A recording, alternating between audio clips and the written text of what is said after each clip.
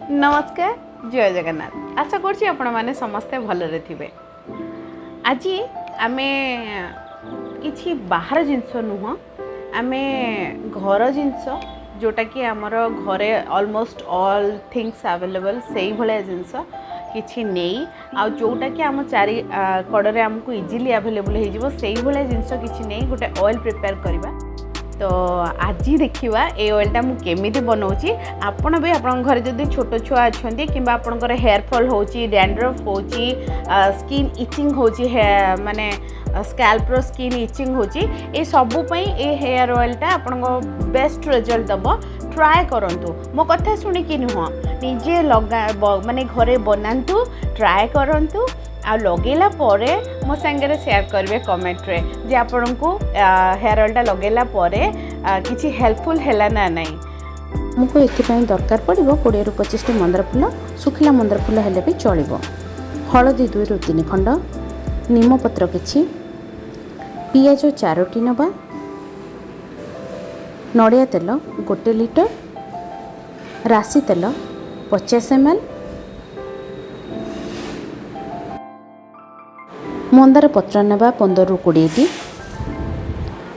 हिनार पत्र नबा 1 ताटिया एवं आमे नबा आमर एलोवेरा आपण जेल फॉर्मेट रे भी नहीं पारबे आ रॉ नेले भी बहुत भलो। मेथी नबा किछि दुब घास नबा कलंजी बा कला जीरा नबा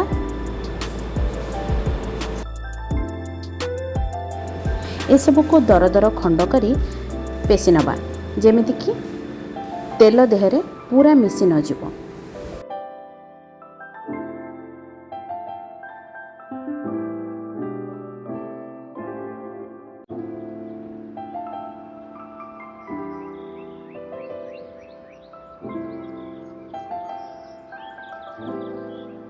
देखंतु पेस्टर मिश्रणटी ठीक एहीपरि हेबा दरकार।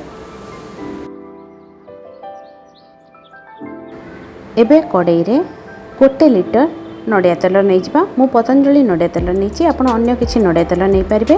एबे एथरे मिसई नबा 50 ml जड़ा तेल। एबे तेल रे पकाई नबा बटा जाइथिबा पेस्ट सबको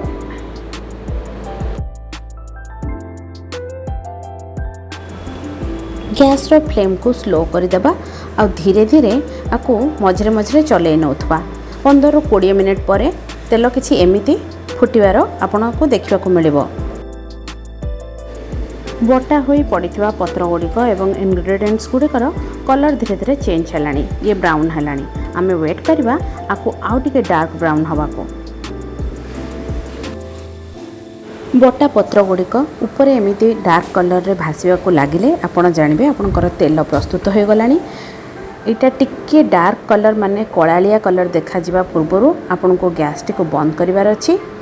ठंडा होई गला परे गोटे सफा कंटेनर नेबे ताकू छाणी सेथिरे ढालिबे जेमति कि मु ढालुची। मु एबे गोटे सफा कपड़ा नै जाईची धीरे धीरे आकू तेल को छाणी नबा।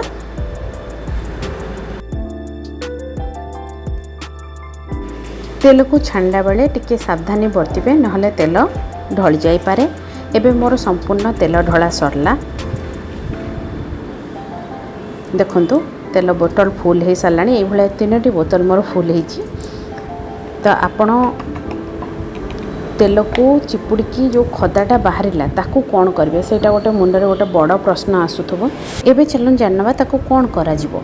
हेयर ऑयलटा आपण घरे तयारी कला परे तार जो खदा अंशटा रही जिवो ताकू भी आपण यूज कर पारिबे। एटा एते उपकारी आपण जदी 1 मंथ रेगुलरली यूज करछंती आपण तार रिजल्ट देखिबा को पाइबे।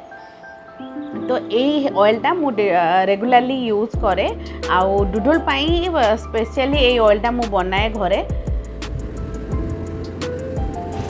एक खदा देहरे 1 चम्मच रु 2 चम्मच दही आ 1 चम्मच मुल्तानी मिट्टी मिसई हेयर पैक भावे आपण यूज कर पारिबे।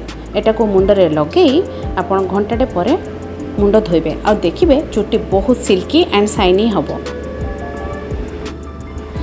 पॉकेट खर्च भी बंची जीवो मो स्पा जीवा दरकार पड़बनी एइथरे ही हे जीवो। हाँ गोटे कथा कहू भूलीगली जदि भिडटा भल लगे ना लाइक शेयर सब्सक्राइब करेंगे और ऊपर थी बेल आइकन टाको काइंडली दबाई देवे एतिकी तो हेल्प करें ना आपण मैंने मो पे।